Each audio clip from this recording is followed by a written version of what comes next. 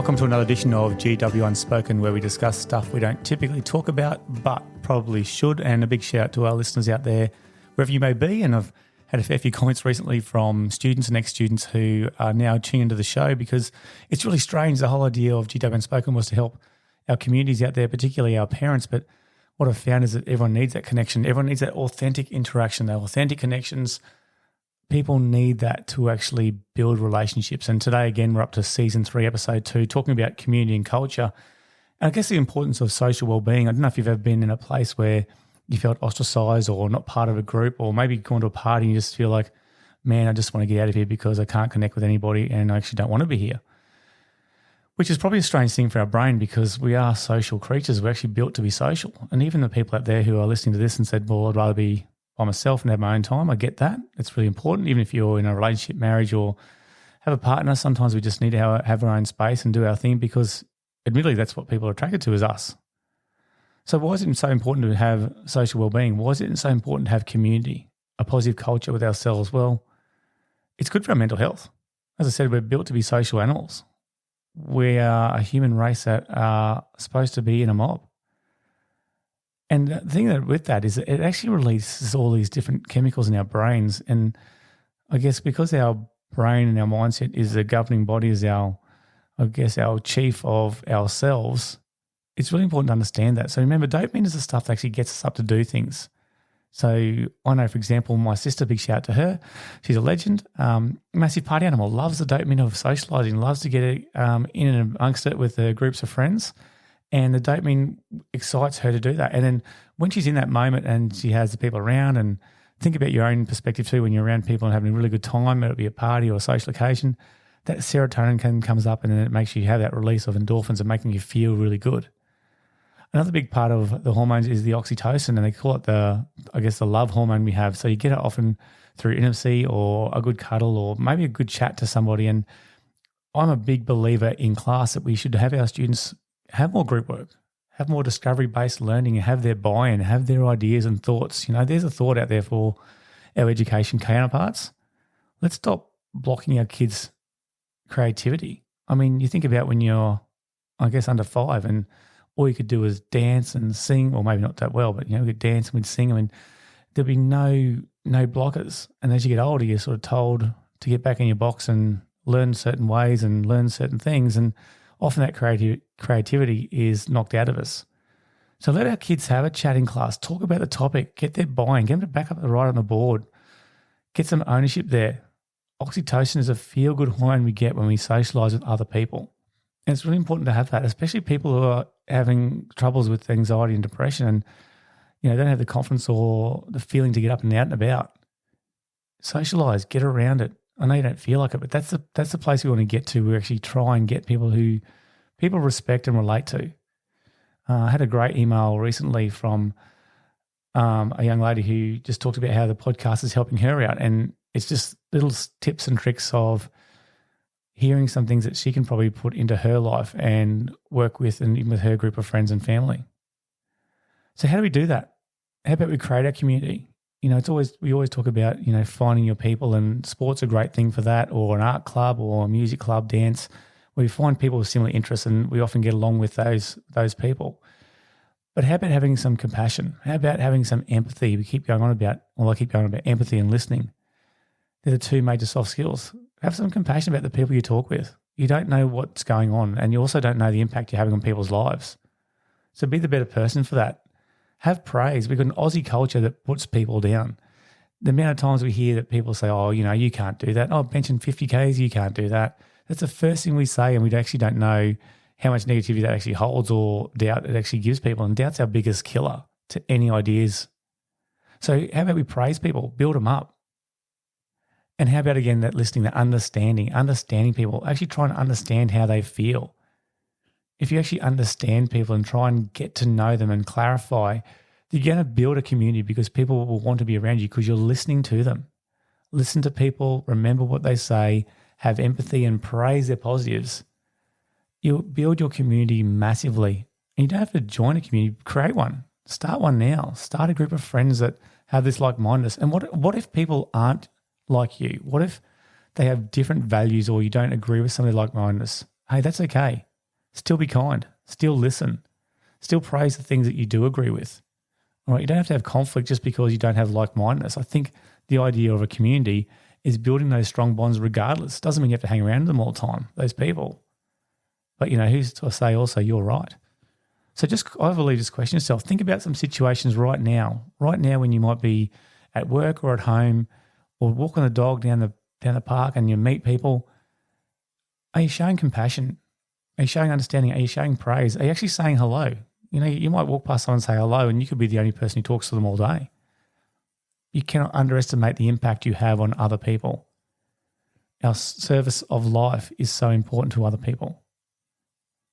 All right? And if you're derailed and you're not feeling it and you're struggling, think of the big four. Do the big four for 21 days. They say 21 days to enforce a habit. Some people say that's actually wrong. Some people just say, well, just if you keep doing it over and over again, it could happen in 3 or 4 days and you have that habit. But for 21 days, and it won't be easy, try the big four. Try the sleep for 8 hours. Sleep. And if you can't sleep, lie still. It'll probably be painful the first couple of days or nights doing that. Get some good mindfulness apps. Progressive relaxation, some breathing. So important. Have that deep breath in our bodies. Nutrition. Some people do fasting and that's up to them if they believe that's the right thing to do. That most people are saying have a variety of nutritious foods, especially deep green vegetables. We're encouraging 5 meals a day, and that's just a personal thing. 3 good meals, a couple of snacks in between. Our brain needs fat, so healthy fats, so good for us. If you don't have that and you're starving your brain of food, how can that chief of your ship actually move forward? How can your mindset be on and switched on? I don't know about you, but sometimes if I don't have that or good sleep, I'll get very impatient, and it definitely the relationships in between who I talk with suffer. Exercise. Get out there and work for 20 minutes. Do something you enjoy doing. Don't go there and do stuff that you don't like doing. Go there to things that you're going to enjoy. Get out in nature. Get out in the environment. It's so good for us. 20 minutes. Work up a sweat. Find a way where you can do some exercise where it's just a little bit difficult to speak if you're with somebody else. If you want to talk to yourself, that's okay too. Maybe put the AirPods in and sing to yourself, but make it fun. And then technology. 2 to 3 hours a day should be maximum what we're doing on our social media or our gaming. And technology is not a bad thing. We need technology. Hell, I'm using technology right now as we speak on the podcast, but don't get addicted to those screens. Don't get addicted to the instant scrolls on your phones. Can you actually turn off your social media for a week? Can you stop the notifications coming up for a week? Can you hide those apps on a different page? I was talking to someone today, I think they were 16, 17-year-old, a young man, and he just said, I was actually on technology 5 or 6 hours a day, and now I'm on about 2. And I said, how do you feel? He goes, I actually do feel amazing. And when all the students left, I actually talked to him one-on-one and said, good on you, mate, I'm really proud of you. And he said, no, you don't understand, the brain space I've got now is ridiculous, and the amount of time now I have. And you picture it, 5 or 6 hours a day, times that by 7 days a week, you've clocked up 2 full days of technology. So there's big hints out there. 3 hours before bed, don't eat. There's a suggestion. 2 hours before bed, no study, no work, switch off so you maybe can sleep. And 1 hour before bed, no technology, no blue screen, no dopamine hits over and over again so you can't sleep. These things will reset you to be the better person for you to build community and build your relationships. Be authentic. Be you. If you try and be someone you're not, you're going to have that inner struggle and imbalance of who you really are, and eventually the real self will come out. So are you being yourself to the people you hang around or talk to in your everyday situations or circumstances or contexts? Are you authentic? Be consistent. Be consistent who you are. People soon find out and read who you are. And the last thing I was going to say is have energy. Be really excited. People are attracted to energy. I'm really challenging some people I deal with at the moment to just have energy. And, if you feel like you've had a big day and you're tired and you're mentally burnt out, if you're in professions that do that, or you've got young children or even a teenager, you're going through puberty and hormones and growth and you're tired, have energy. Find it. Find your passion. What's your motive? What's something you can actually be motivated for? What's your bigger why? What's something you can have energy for? What can get you up? I'm not talking about Red Bulls and V's out there or the other drinks. I'm talking about what can internally motivate you to have energy, because people are attracted to people who have energy. They'll be excited. We keep having a joke around saying, imagine having no energy and trying to meet a partner and they've got no energy, and together go, oh, how good's life, So I just had the best sleep last night. Well, yeah, I love sleeping too. I can't wait for the weekend. I just love a good sleep. This is constant chat of our teenagers these days. They look forward to just sleeping all day.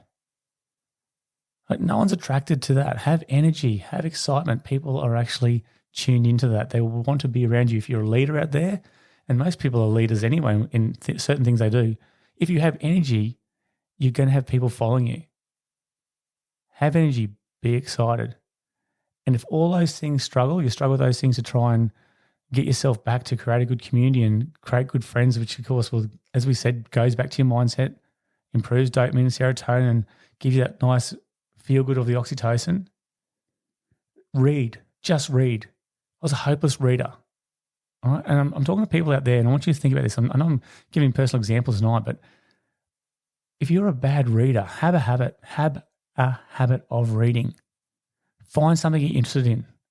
All right? If you read for 15 minutes a day consistently for 5 years, they're now saying that you are the 90% expert in that field.